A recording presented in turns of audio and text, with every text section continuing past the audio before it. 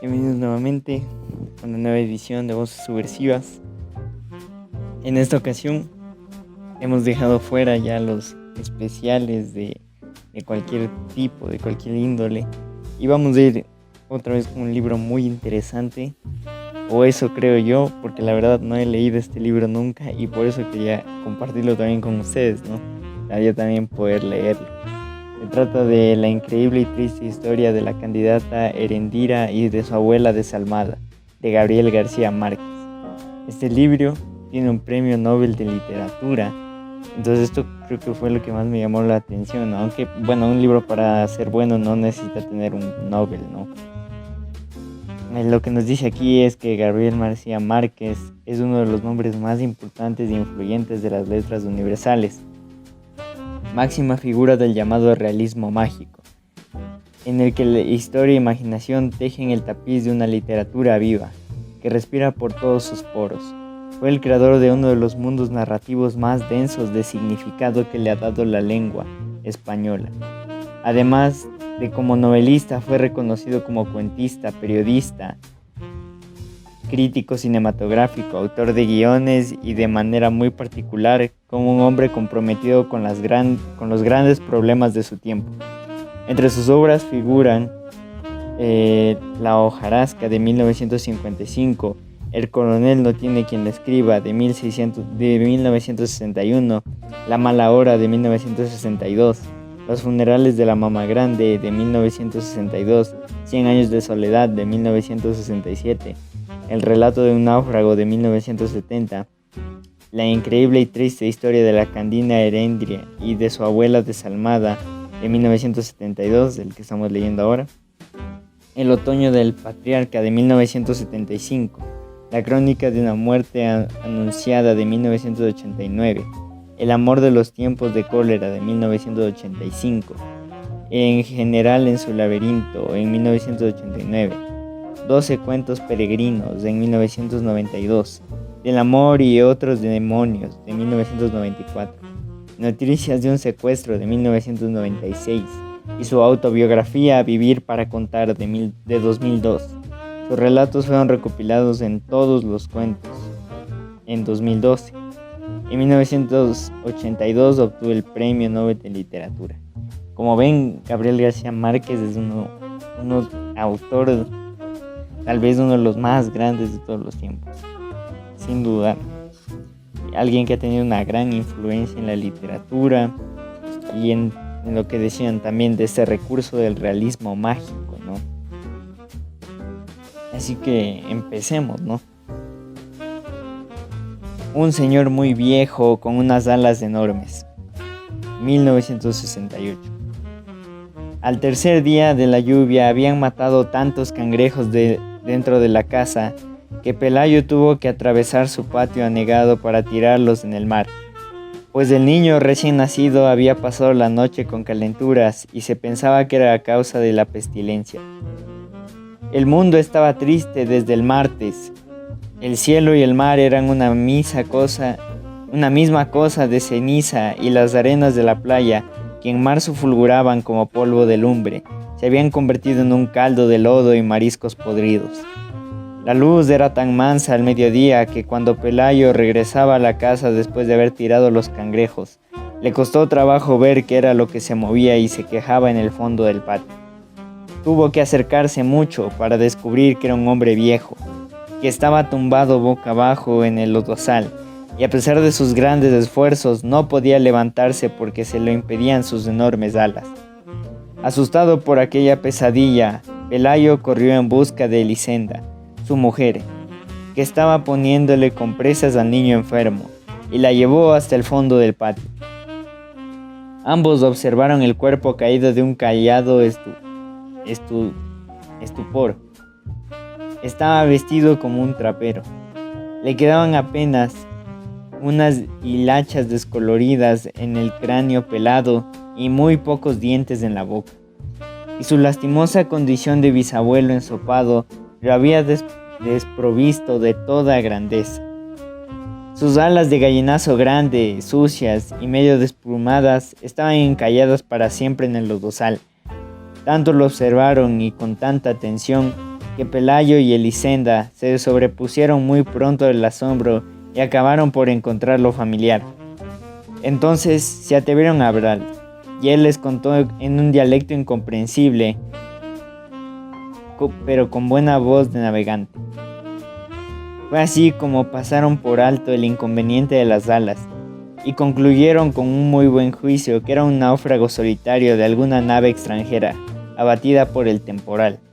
Sin embargo, llamaron para lo que viera una vecina que sabía todas las cosas de la vida y la muerte, y a ella le bastó con una mirada para sacarlos del error. «Es un ángel», les dijo. «Seguro que venía por el niño, pero el pobre está tan viejo que lo ha tumbado la lluvia». Al día siguiente, todo el mundo sabía que en la casa de Pelayo tenían cautivo un ángel de carne y hueso. Contra el criterio de la vecina sabia, para quien los ángeles de esos tiempos eran sobrevivientes fugitivos de una conspiración celestial, no habían tenido corazón para matarlo, a palos.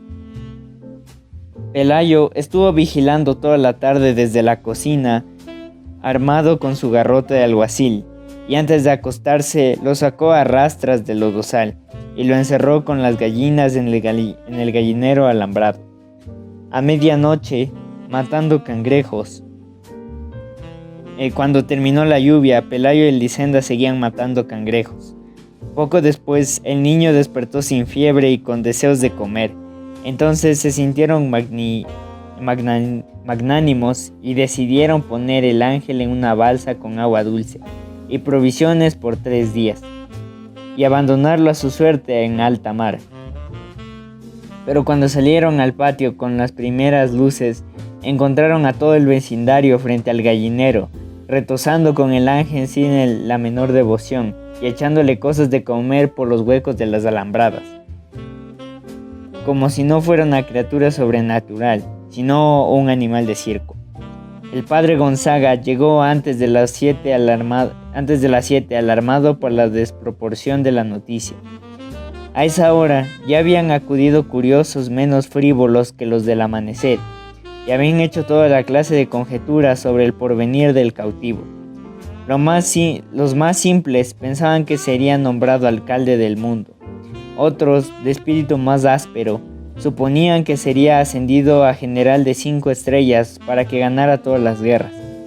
Algunos visionarios esperaban que fuera conservado como semental para implementar en la tierra una estirpe de hombres alados y sabios que se hicieran cargo del universo. Pero el padre Gonzaga, antes de ser cura, había sido leñador macizo. Asomado a las alambradas, repasó un instante su catecismo, y todavía pidió que le abrieran la puerta para examinar de cerca a aquel varón de lástima que más bien parecía una enorme gallina decrépita entre las gallinas absortas. Estaba echado en un rincón, secándose al sol las alas extendidas, entre las cáscaras de frutas y las sobras de desayunos que le habían tirado los madrugadores. Ajeno a las impertinencias del mundo, apenas si se levantó sus ojos de anticuario y murmuró algo en su dialecto cuando el padre Gonzaga entró al gallinero y le dio un buenos días en latín. El párroco tuvo las primeras sospechas de su impostura al comprobar que no entendía la lengua de Dios, ni sabía saludar a sus ministros. Luego observó que visto de cerca resultaba demasiado humano. Tenía un insoportable olor de intemperie, el revés de las alas sembrado de algas parasitarias y las plumas mayores maltratadas por vientos terrestres. Y nada de su naturaleza miserable estaba de acuerdo con la egregia dignidad de los ángeles. Entonces abandonó el gallinero y con un breve sermón previno a los curiosos contra los riesgos de la ingenuidad. Le recordó que el demonio tiene la mala costumbre de recurrir a artificios de carnaval para confundir a los incautos. Argumentó que si las alas no eran el elemento esencial para determinar las diferencias entre un gavilán y un aeroplano, mucho menos podían serlo para reconocer a los ángeles.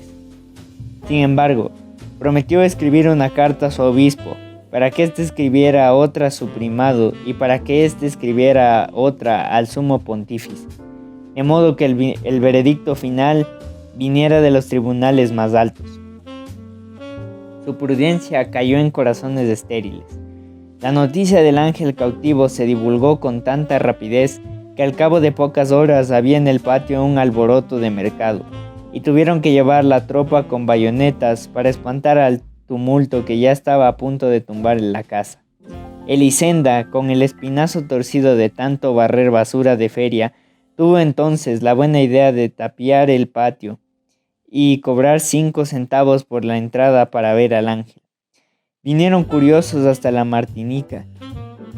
Vino una feria ambulante con un acróbata volador, que pasó zumbando varias veces por encima de la muchedumbre, pero nadie le hizo caso porque sus alas no eran de ángel, sino de murciélago sideral. Vinieron en busca de salud los enfermos más desdichados del Caribe. Una pobre mujer que desde niña estaba contando los latidos de su corazón y ya no le alcanzaban los números. Un jamaiquino que no podía dormir porque lo atormentaba el ruido de las estrellas. Un sonámbulo que se levantaba de noche a deshacer dormido las cosas que había hecho despierto, y muchos otros de menor gravedad. En medio de aquel desorden de naufragio que hacía temblar la tierra, Pelayo y Elisenda estaban felices de cansancio, porque en menos de una semana atiborraron de plata los dormitorios, y todavía la fila de peregrinos que esperaban en su turno para entrar llegaba hasta el otro lado del horizonte. El ángel era el único que no participaba de su propio acontecimiento. El tiempo se le iba a buscar acómodo en su nido prestado. Aturdido por el calor de infierno de las lámparas de aceite y las velas de sacrificio que le arrimaban a las alambradas. Al principio, trataron de que no comiera cristales de alcafor, que de acuerdo con la sabiduría de la vicina sabia, era el alimento específico de los ángeles. Pero él los despreciaba, como despreció sin probarlos los almuerzos papales que le llevaban los penitentes. Y nunca se supo si fue por ángel o por viejo, que terminó comiendo nada más que papillas de berenjena. Su única virtud sobrenatural parecía ser la paciencia, sobre todo en los primeros tiempos, cuando le picoteaban las gallinas en busca de los parásitos estelares que proliferaban en sus alas, y los baldados le arrancaban plumas para tocarse con ellas sus defectos, y hasta los más piadosos le tiraban piedras tratando de que se levantara para verlo de cuerpo entero. La única vez que consiguieron alterarlo fue cuando le abrazaron el costado con un hierro de marca novillos, porque llevaba tantas horas de estar inmóvil que lo creyeron muerto. Despertó sobresaltado, despotricando en lengua hermética y con los ojos en lágrimas. Dio un par de aletazos que provocaron un remolino de estiércol de gallinero y polvo lunar, y un aventarrón de pánico que no parecía de este mundo. Aunque muchos creyeron que su reacción no había sido de rabia, sino de dolor, desde entonces se cuidaron de no molestarlo, porque la mayoría entendió que su pasividad no era la de un héroe en uso de un buen retiro, sino la de un cataclismo en reposo. El padre Gonzaga se enfrentó a la frivolidad de la muchedumbre con fórmulas de inspiración doméstica, mientras le llegaba un juicio terminante sobre la naturaleza del cautivo. Pero el correo de Roma había perdido la noción de la urgencia. El tiempo se les iba en averiguar si el convicto tenía ombligo, si su dialecto tenía algo que ver con el arameo, si podía caber muchas veces en la punta de un alfiler, o si no sería simplemente un noruego con alas. Aquellas cartas de parsimonía habrían ido y venido hasta el final de los siglos, si un acontecimiento providencial no hubiera puesto en término a las tribulaciones del párroco. Sucedió que por esos días, entre muchas otras atracciones de las ferias errantes del Caribe, llevaron al pueblo el espectáculo triste de la mujer que se había convertido en araña por desobedecer a sus padres.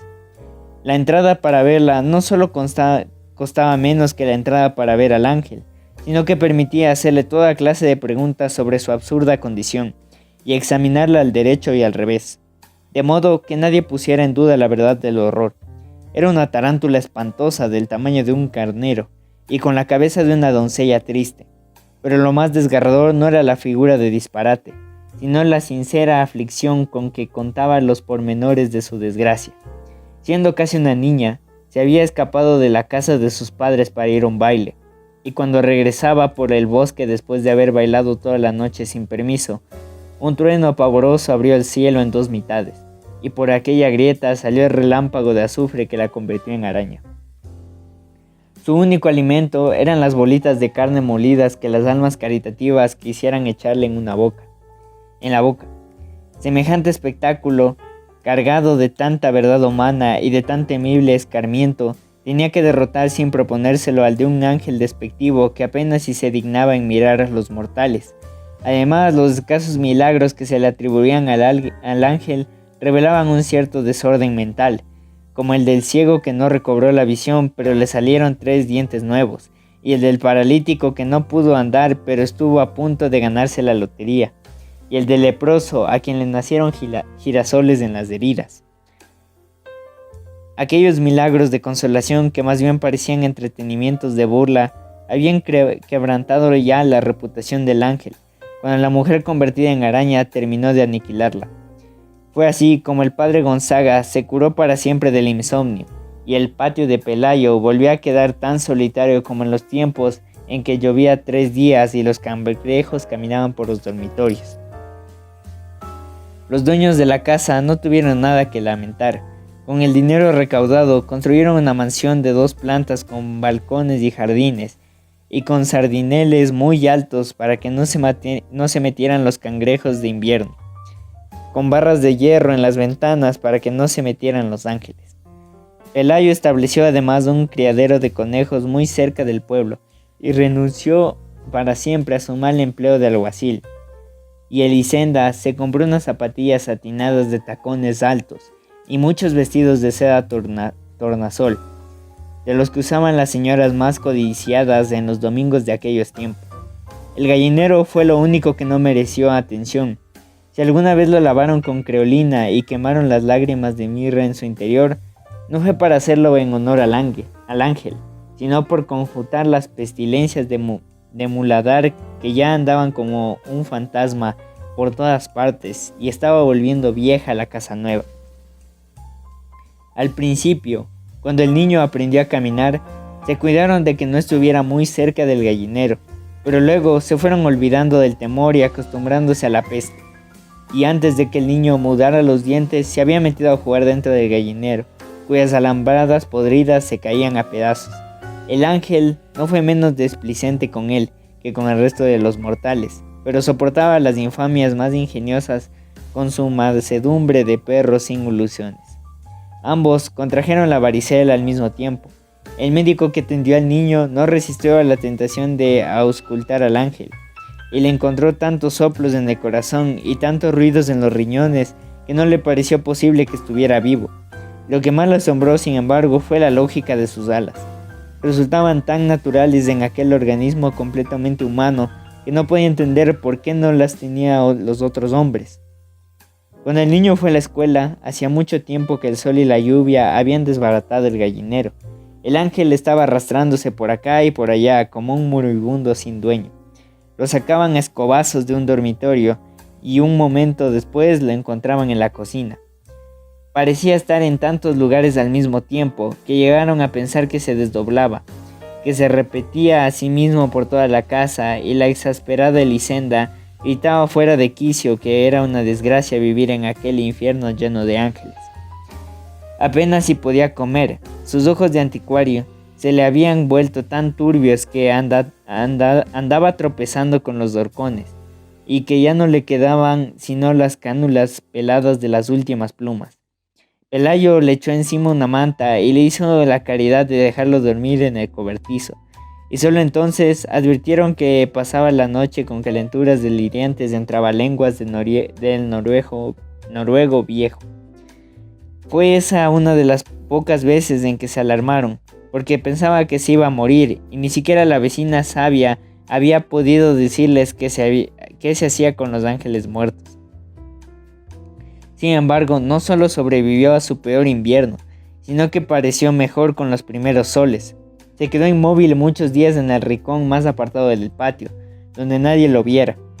Y a principios de diciembre empezaron a nacerle en las alas unas plumas grandes y duras, las plumas de pajarraco viejo, que más bien parecían un nuevo percance en la decrepitud. Pero él debía conocer la razón de sus cambios, porque se cuidaba muy bien de que nadie los notara, y de que nadie oyera las canciones de navegantes que a veces cantaba bajo las estrellas. Una mañana, Elisenda estaba cortando rebanadas de cebolla para el almuerzo, cuando un viento que parecía de alta mar se metió en la cocina. Entonces se asomó por la ventana y sorprendió al ángel en las primeras tentativas del vuelo.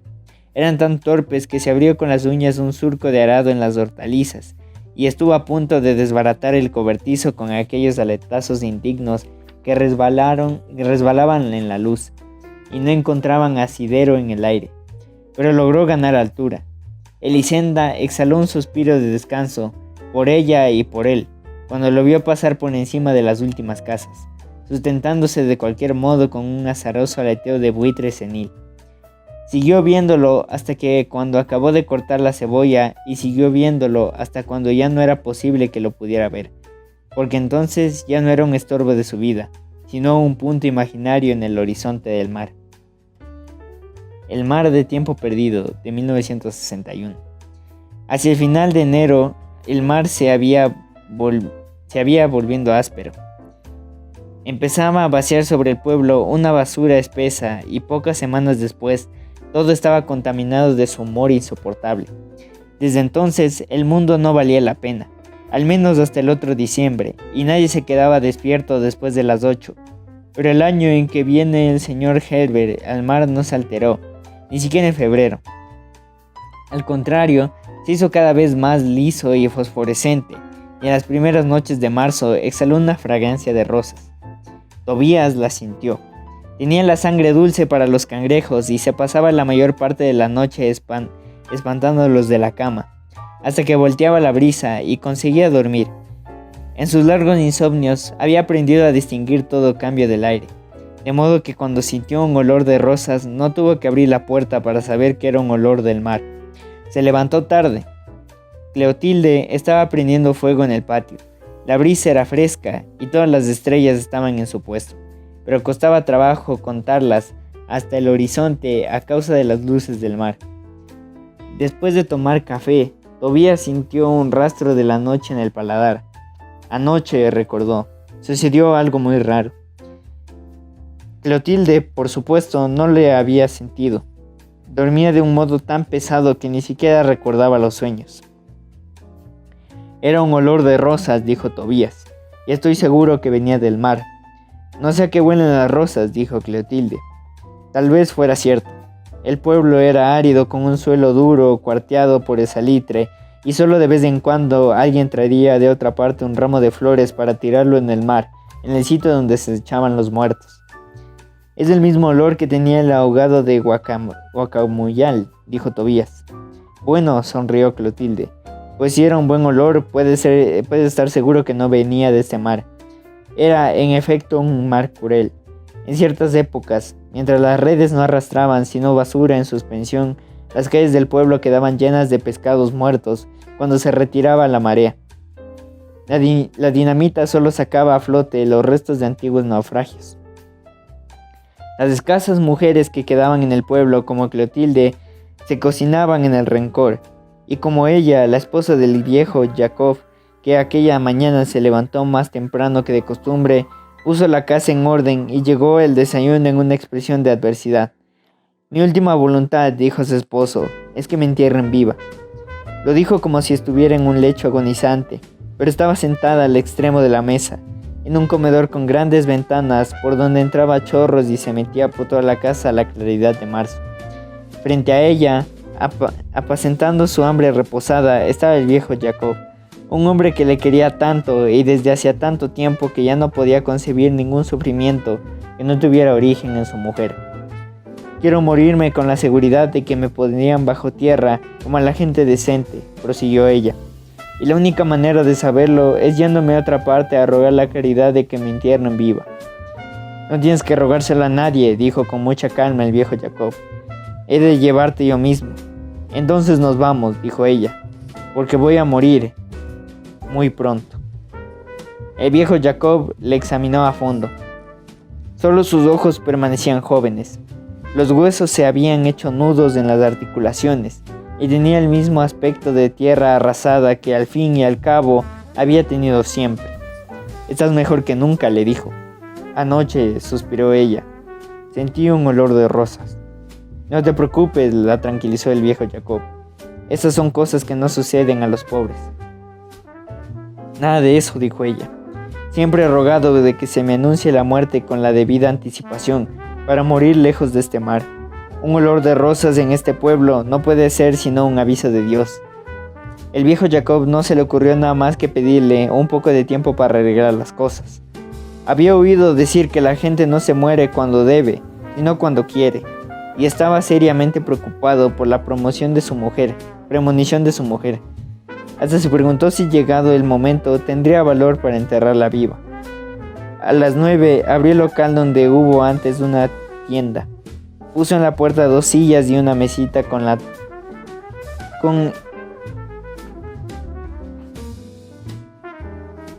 el comedero de damas, y estuvo toda la mañana jugando con adversarios ocasionales. Desde su puesto veía el pueblo en ruinas, las casas desportilladas con rastros de antiguos colores carcomidos por el sol, y un pedazo de mar al final de la calle. Antes del almuerzo, como siempre, jugó con don Máximo Gómez. El viejo Jacob no podía imaginar un adversario más humano que un hombre que había sobrevivido intacto a 2 guerras civiles y solo había dejado un ojo en la tercera. Después de perderle adrede una partida, lo retuvo para otra. Dígame una cosa, don Máximo, le preguntó entonces. ¿Usted sería capaz de enterrar viva a su esposa? Seguro, dijo don Máximo Gómez. Créame usted que no me temblaría la mano. El viejo Jacob hizo un silencio asombrado. Luego, habiéndose dejado despojar de sus mejores fichas, suspiró. Es que según parece, Petra se va a morir. Don Máximo Gómez no se inmutó. En ese caso, dijo, no tiene necesidad de enterrarla viva. Comió 2 fichas y coronó una dama. Después fijó en su adversario los ojos humedecidos con agua triste. ¿Qué le pasa?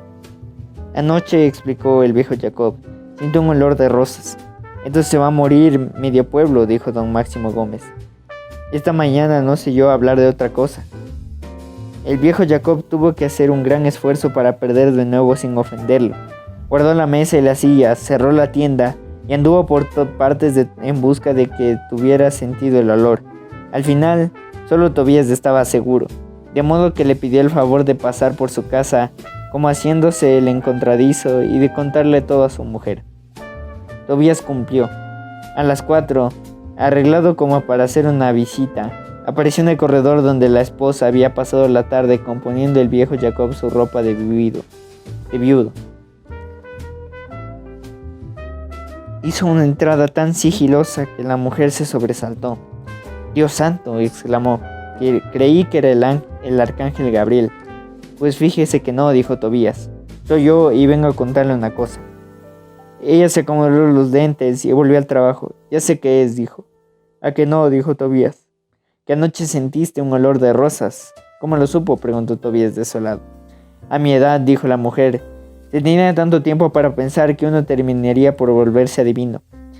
El viejo Jacob, que tenía la oreja puesta contra el tabique de la trastienda, se enderezó avergonzado. «¿Cómo te parece, mujer?», gritó a través del tabique. Dio la vuelta y apareció en el corredor. «Entonces no era lo que tú creías». «Son mentiras de este muchacho», dijo ella sin levantar la cabeza. No sintió nada. «Fue como a las 11», dijo Tobías. «Yo estaba espantando cangrejos». La mujer terminó de reventar un cuello. «Mentiras», insistió. «Todo el mundo sabe que eres un embustero». Cortó el hilo de los dientes y miró a Tobías por encima de los anteojos. «Lo que no entiendo es que te hayas tomado el trabajo de untarte vaselina en el pelo y de lustrarte los zapatos nada más para venir a faltarme el respeto». Desde entonces empezó Tobías a vigilar el mal.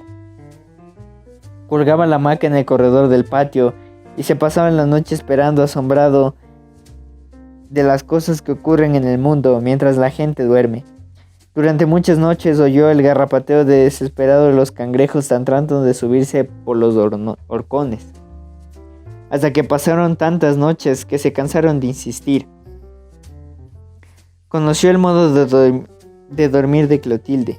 Descubrió cómo sus ronquidos de flauta se fueron haciendo más agudos a medida que aumentaba el calor, hasta convertirse en una sola nota lánguida en el sopor de julio. Al principio, Tobías vigiló el mar como lo hacen quienes lo conocen bien, con la mirada fija en un solo punto del horizonte. Lo vio cambiar de color, lo vio apagarse y volverse espumoso y sucio, y lanzar sus eructos cargados de desperdicio cuando las grandes lluvias revolvieron su digestión tormentosa. Poco a poco fue aprendiendo a vigilarlo como lo hacen quienes lo conocen mejor, sin mirarlo ni siquiera, pero sin poder olvidar ni siquiera en el sueño. En agosto murió la esposa del viejo Jacob. Amaneció muerta en la casa y tuvieron que echarla como a todo el mundo en un mar sin flores. Tobías siguió esperando. Había esperado tanto que aquello se convirtió en una manera de ser. Una noche, mientras dormitaba en la hamaca, se dio cuenta de que algo había cambiado en el aire. Fue una ráfaga intermitente, como en los tiempos en el que el barco japonés vació la entrada del puerto en un cargamento de cebollas podridas. Luego, el olor se consolidó y no volvió a moverse hasta el amanecer, solo cuando tuvo la impresión de que podía agarrarlo con las manos para mostrarlo. Tobías saltó de la hamaca y entró en el cuarto de Clotilde. La sacudió varias veces. «Ahí está», le dijo. Clotilde tuvo que apartar el olor con los dedos como una telaraña para poder incorporarse. Luego volvió a derrumbarse en el lienzo templado. «Maldito sea», dijo. Tobías dio un salto hasta la puerta. Salió a la mitad de la calle y empezó a gritar. Gritó con todas sus fuerzas y respiró hondo y volvió a gritar. Y luego hizo un silencio y respiró más hondo, y todavía el olor estaba en el mar, pero nadie respondió. Entonces fue golpeando de casa en casa, inclusive en las casas de nadie, hasta que su alboroto se enredó con el de los perros y despertó a todo el mundo. Muchos no lo sintieron, pero otros, y en especial los viejos, bajaron a gozarlo en la playa. Era una fragancia compacta que no dejaba resquicio para ningún olor del pasado. Algunos, agotados de tanto sentir, regresaron a casa. La mayoría se quedó a terminar el sueño en la playa. Al amanecer, el olor era tan puro que daba lástima respirar. Tobías durmió casi todo el día. Clotilde lo alcanzó en la siesta y pasaron la tarde retosando en la cama sin cerrar las puertas del patio. Hicieron primero como las lombrices, después como los conejos y por último con las tortugas, hasta que el mundo se puso triste y volvió a oscurecer. Todavía quedaban rastros de rosas en el aire y a veces llegaba hasta el cuarto de la onda de música. «Es donde Catarino», dijo Clotilde. «Debe haber venido alguien». Habían venido 3 hombres y una mujer. Catarino pensó que más tarde podía venir otros y tratando de componer la ortofónica.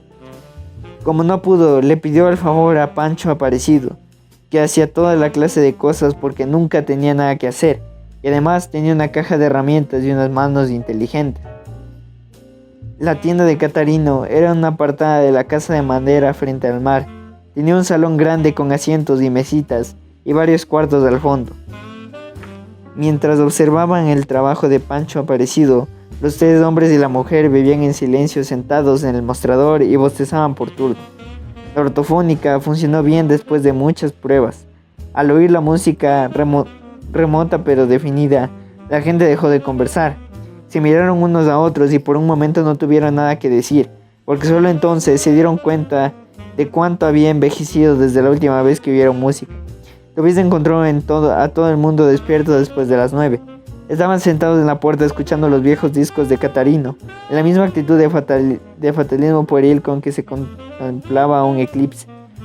Cada disco lo recordaba a alguien que había muerto. El sabor que tenían los alimentos después de una larga enfermedad o algo que debía hacer el siguiente día, muchos años antes, y que nunca hicieron por el olvido. La música se acabó hacia las 11. Sintió que se acostaron creyendo que iba a llover porque había una nube oscura sobre el mar. Pero la nube bajó, estuvo flotando un rato en la superficie y luego se hundió en el agua. Arriba solo quedaron las estrellas, pero poco después la brisa del pueblo fue hasta el centro del mar y trajo de regreso una fragancia de rosas. «Ya se lo dije, Jacob», exclamó don Máximo Gómez. «Aquí lo tenemos otra vez. Estoy seguro de que ahora lo sentiremos todas las noches». «Ni Dios lo quiera», dijo Jacob. «Ese olor es la única cosa en la vida que me ha llevado demasiado tarde». Había jugado a las damas en la tienda vacía sin prestar atención a los discos. Sus recuerdos eran tan antiguos que no existían discos suficientemente viejos para removerlos. «Yo por mi parte no creo mucho en nada de esto», dijo don Máximo Gómez. «Después de tantos años comiendo tierra, con tantas mujeres deseando un patiecito donde sembrar sus flores, no es raro que uno termine por sentir estas cosas, hasta por creer que son ciertas. Cuando lo estaban sintiendo con nuestras propias narices», dijo el viejo Jacob. «No importa», dijo el don Máximo Gómez. «Durante la guerra, cuando ya revolucionaron, estaba perdida. Habíamos deseado tanto un general que vimos aparecer el duque de Marlborough en carne y hueso.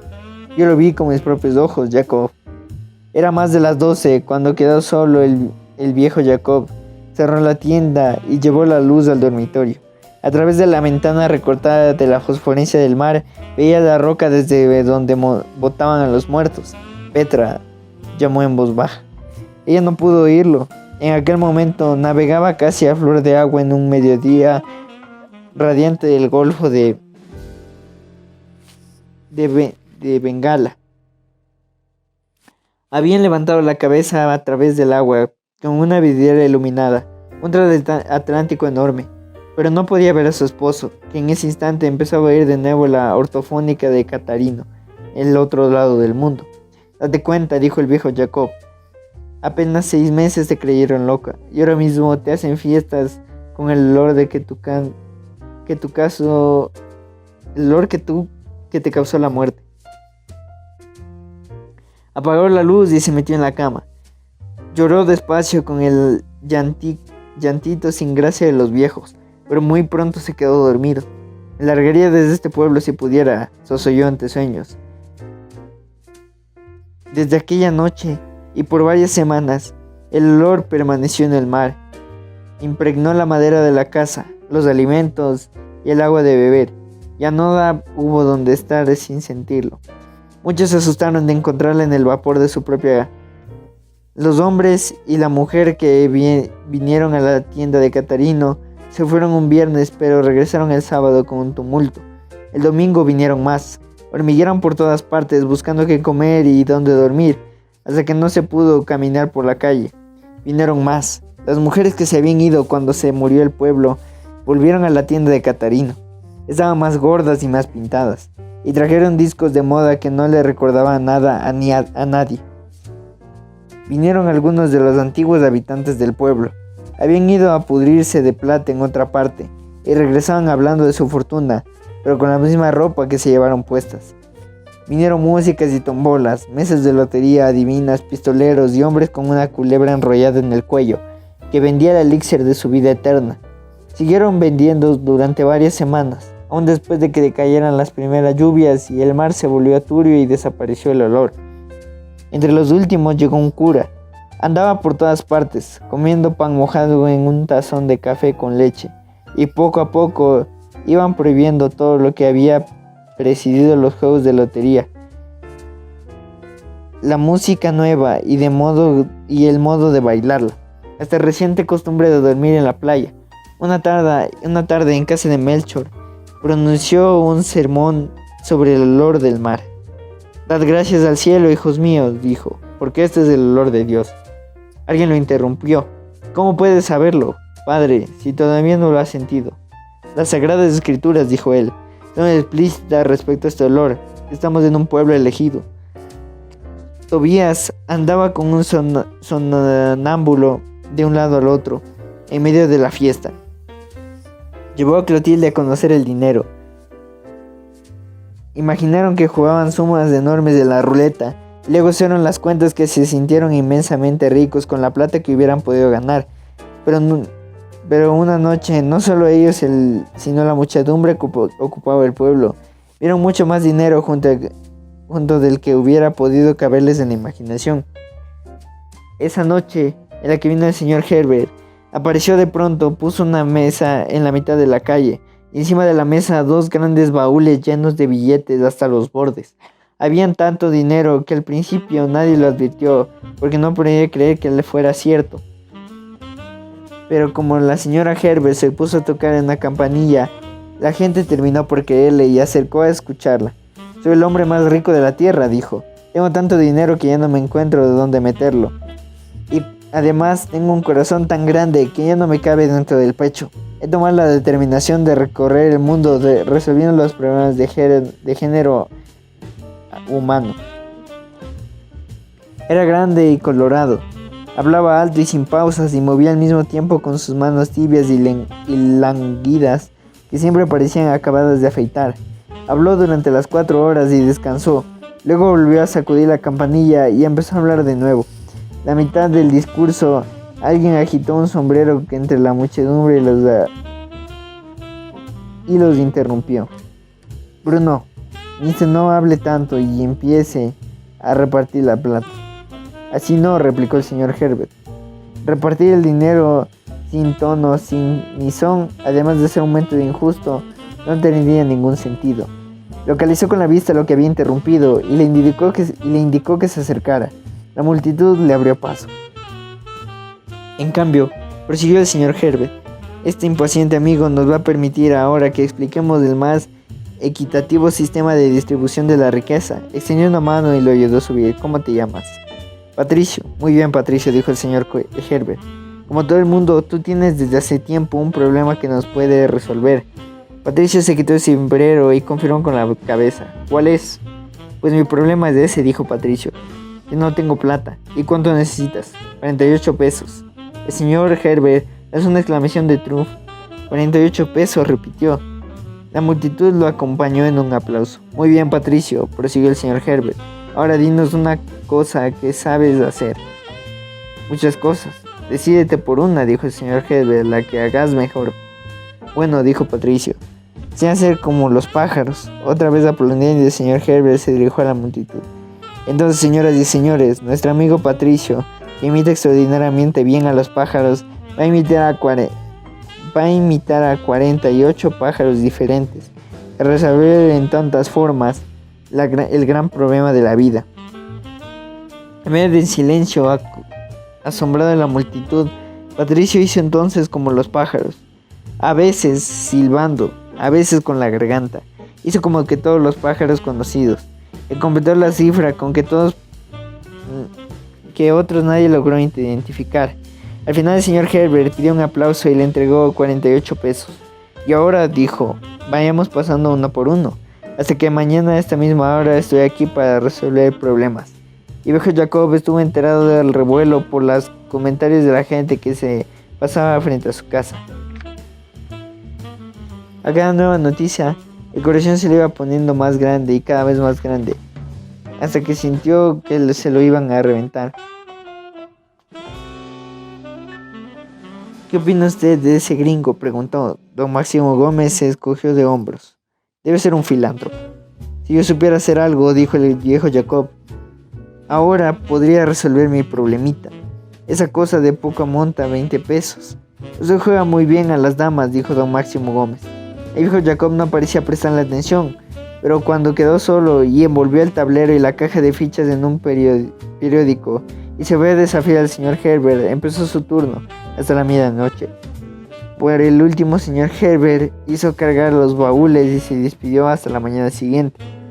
No fue a acostarse y apareció en la tienda de Catalonia con los hombres que llevaban los baúles, y hasta ella lo persiguió la multitud de sus problemas. Poco a poco los fueron resolviendo y resolvió a todos por fin, solo que quedaron en la tienda las mujeres y algunos hombres con problemas resueltos. Y al fondo del salón, una mujer solitaria que se abanicaba muy despacio en un cartón de propaganda. ¿Y tú?, le gritó el señor Herbert, ¿cuál es tu problema? La mujer dejó de abanicarse. A mí no me metan en una fiesta, mister. Grito a través del salón. Yo no tengo problema de ninguna clase, porque no no me apetece. El señor Herbert se cogió de hombros, sino siguió bebiendo la cerveza helada y contra los baúles abiertos en espera de otros problemas. Pues bueno, creo que nos vamos a quedar aquí hasta hoy. Se siente, ¿no?, lo del realismo mágico, ¿no?, ese detalle que tenía Gabriel García Márquez a la hora de escribir. Pero bueno, vamos a seguir descubriendo esta emocionante historia con el pasar del tiempo. Puede que el inicio sea un poco raro, sí, a mí también se me ha hecho un poco raro el método este que se utiliza para explicar, pero me está gustando, la verdad me está enganchando. Así que eso ha sido la increíble y triste historia de la Candina Erendira y de su abuela desalmada, de Gabriel García Márquez, en Voces Subversivas por Mateo Casa.